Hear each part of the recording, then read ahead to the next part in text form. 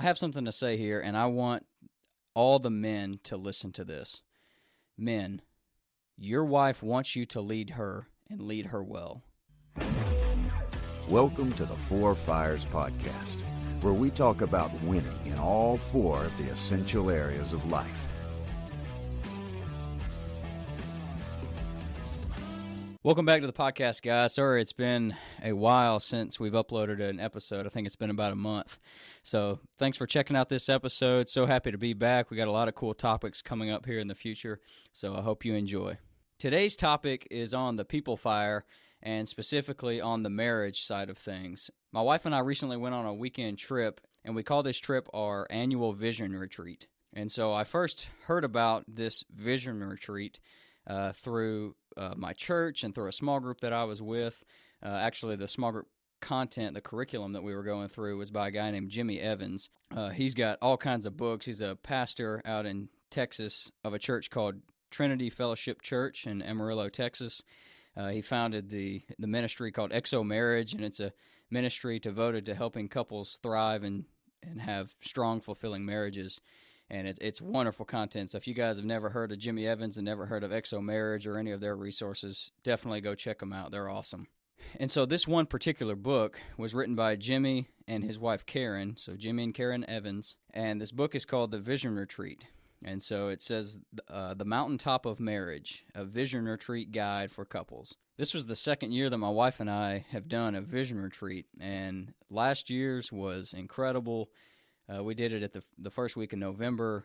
This year we did it, so what are we, the third week of October, something like that. And so we about a year apart, and it is phenomenal. It totally gets my wife and I on the same page, the same wavelength of what we're trying to build. I had a very wise person in my life tell me that in marriage, you should always be asking the question, what are we trying to build? And going on this vision retreat with Rachel this past weekend absolutely helped us set our vision and see and write out our destination for what we are trying to do over the next year. And one of the things we say a lot here at Lead and in the Four Fires tribe, and you may have heard it on the podcast before, and it's rarely do we hit a target that we cannot clearly see. So one of the biggest reasons that I highly recommend every couple that is married to do a vision retreat is because it's very exciting, and it's so fun, and it's inspiring to throw your vision out there and talk about what you and your spouse want to accomplish over the next year. But it's inspiring for yourself, but it's also inspiring for your spouse. So right now I want to take a second and just speak to the men here. And so men, listen up, I want you to hear this. Your wife wants you to lead her and lead her well. The principal sin for men is passivity. We can look all the way back to the Garden of Eden when Adam passively stood by and watched Eve be tempted by the serpent to eat the fruit that God had commanded Adam not to eat. You can find this in Genesis chapter 3. And so in Genesis chapter 3, verse 6, it says, So she, Eve, took some of the fruit and ate it. She also gave some to her husband who was with her, and he ate it. And so I've heard it said that where it says Adam was with her, I've heard it said that the word with in Hebrew can be translated as shoulder to shoulder. So he was passively standing there. He knew that God had commanded him, do not eat of this tree, but he was standing there passively watching Eve eat this fruit. And so that's why the principal sin for men is passivity. And so men, I encourage you, go to your wife and say, honey, I would like to go on a vision retreat with you because I want us to succeed. I want us to clearly define what we're trying to accomplish in this marriage so that we can have a strong, thriving marriage and live an exciting and inspiring life with each other. And so a little bit more on what this vision retreat is. So there's a book. You can buy it on Amazon. My wife and I actually went, and you can find a free PDF version online, and we just printed it off. It's not a super long book. I think it's like 50 pages or something like that. Don't hold me to that, but I think it's something like that. And the book recommends go on a 5-day vacation. My wife and I, the last 2 years, this is the second time we've done it. Both times we've squeezed it. Last year we did take a 3-day trip, but this year we just went on a Saturday, Sunday trip, and so we jammed it in there. We packed it into 2 days, but it was really awesome, and 2 days is definitely better than no days. But the book recommends a 5-day vacation to really spend some time with each other. And a key point to the vision retreat is that you cannot take your kids. And that's because you don't want any distractions. I know that sounds bad, but you and your wife or you and your husband need to be able to be alone for 2 days or 4 days or 5 days, however long you make your trip. And you need to have no distractions and be with each other and be able to be filled with God's vision and talk things out. And it's hard to do that if you are both actively trying to watch your kids and focus and clearly define your mission statement for your family and your vision and all the things that come with this book that I'll get into here in just a second. And so what my wife and I got out of this vision retreat, and why I would highly recommend every married couple out there to do one, is it gave us direction. It's really easy, at least in my experience. I've only been married for 2 years and 4 months. However, in just that short amount of time, I can tell that when Rachel and I are not super intentional about naming our vision, naming our goals, and striving after them intentionally all the time, it's so easy to get stagnant and even feel like, man, what in the world am I even doing? Like, why do I even have this job that I have? Why am I working out?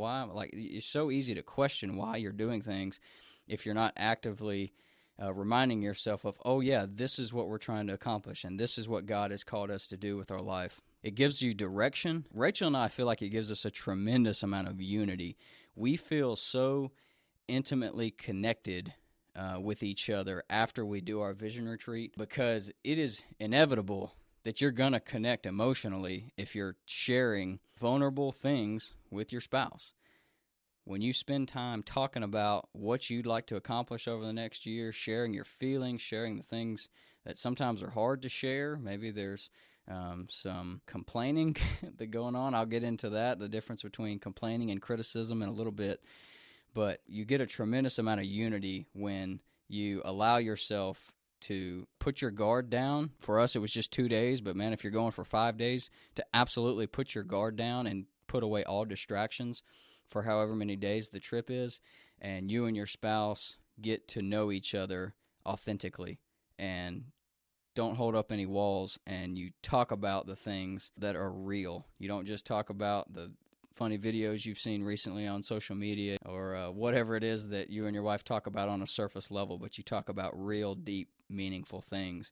And so it definitely creates a tremendous amount of unity, and I'm speaking from experience on that one. What Rachel and I got out of this as well is it struck up, and I would say even forced us to have tough conversations. There's times where, I'll get into this in a minute, but throughout the book, there's some sections about personal and family time management / stress reduction.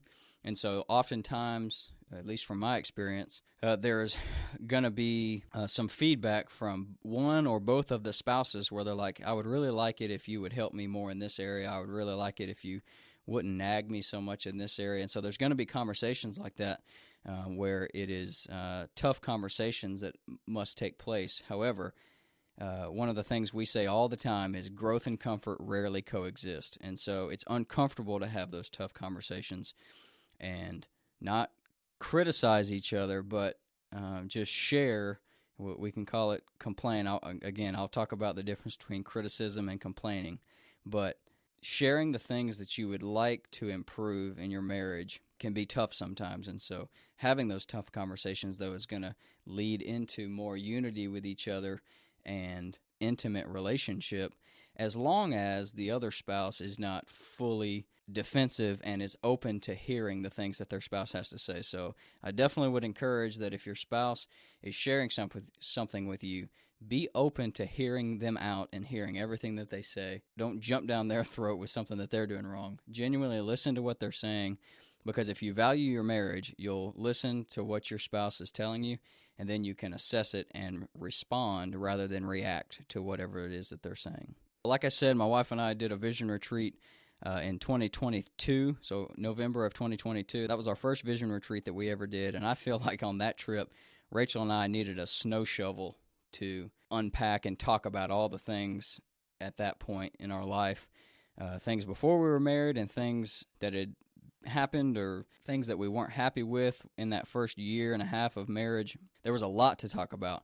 But then this year, not that there wasn't a lot to talk about, there was tons to talk about. However, I felt like this year we just needed a teaspoon to kind of throw out the bad or the hard conversations that needed to take place. So that's why I would encourage to do it every single year, because at first you're probably going to have, we'll call it baggage, or just stuff that needs to be addressed and talked about. And the more you do it, it is so beneficial to your marriage.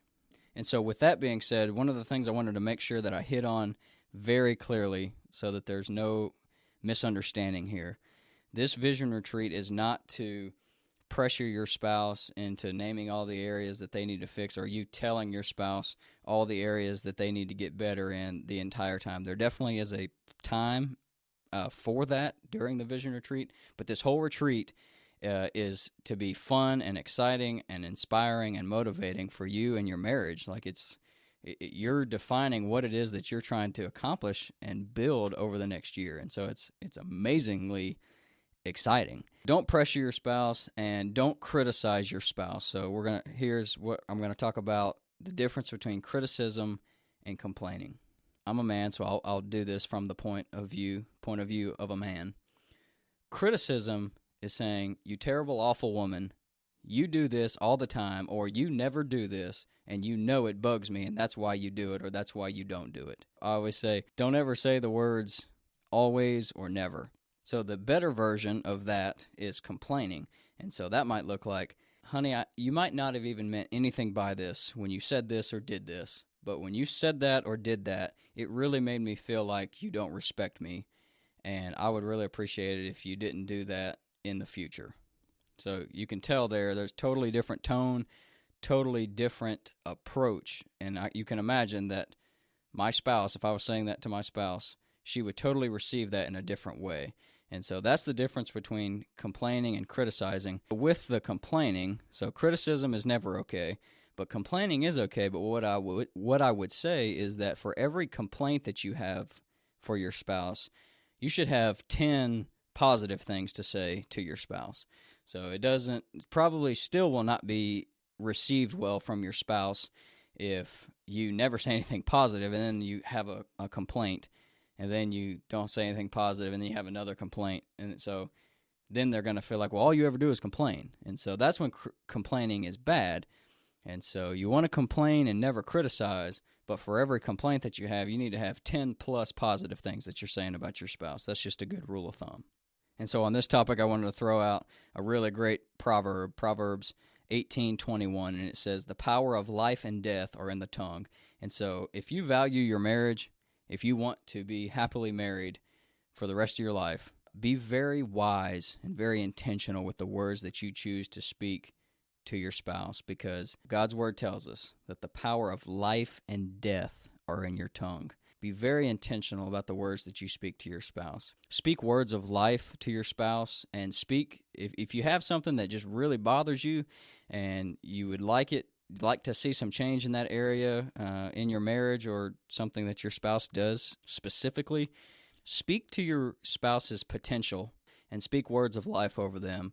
And I promise you that one little thing is going to make your marriage better. So why should you do a vision retreat? This vision retreat is much more than just naming the things you'd like to do as a couple over the next year. You'll be naming your family's values and beliefs and mission statement, which is a lot of fun. You'll list out your vision, your goals, and your plans in your spiritual life and in your service to God. You and your spouse will talk about your goals and your plans and your visions for your romance and your sexual intimacy, your finances, your work and your professional career, personal and family time management, stress reduction, I already talked about that one, in-law and extended family relationships, friends, individually and as a couple, health and fitness, home, housework and responsibility, children and or grandchildren, and then there's even a space called Other, where you can write in your own areas if you have any other specific areas within your marriage that you want to talk about, your vision and your goals and your plans that you want to accomplish and achieve over the next year. And then once you get through all of those sections, writing out your visions and your goals and your plan, there's a 12-month vision calendar. And this is a really cool section because you and your spouse get to write out smaller goals that you want to accomplish each month, but then also write out big milestone events that you plan on hitting during those months. So this can take some real time and planning, because it's one thing to list out a mission statement or a vision of where you want to be by, say, August or October of next year.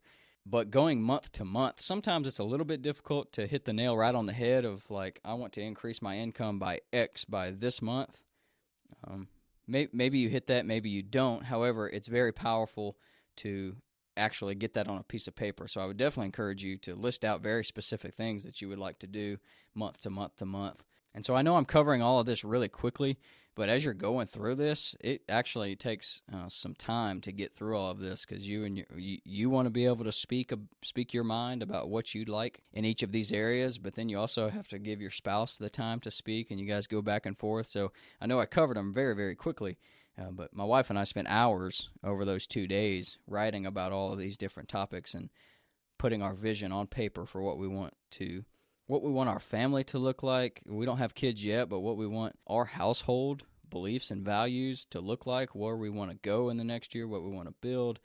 So I cannot emphasize enough how much this vision retreat has helped my marriage and give us direction and help us to connect with each other better, because another part of going on this vision retreat is to, one, go through the book and do your vision retreat, but you should be going on a fun adventure, maybe doing some fun activities and hiking or biking or whatever it is that you and your spouse like to do.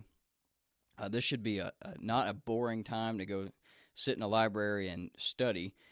This should be a very exciting and fun time for you and your spouse to connect like you did when you were dating. And so some final thoughts on this topic. It was and is amazing to me the extraordinary amount of life and positivity that was rekindled in my marriage just by talking about all these things that I just listed off. Yeah, I just cannot recommend this vision retreat enough to every married couple out there. So I know this is a short podcast. I hope you got some value out of it. Thanks for tuning in. And I hope that you will over the next couple months, look at planning a vision retreat for you and your spouse, because I promise you, it may be difficult, may be hard to have some of these conversations, but with practice and putting yourself in an uncomfortable situation, you are likely to be growing. And so I challenge you to put a vision retreat on you and your spouse's calendar in the next couple months, and do this vision retreat so that you and your spouse can clearly identify where you're going and answer the question of what are we building. Thanks so much for tuning in, and we'll see you guys on the next episode. Go live intentionally.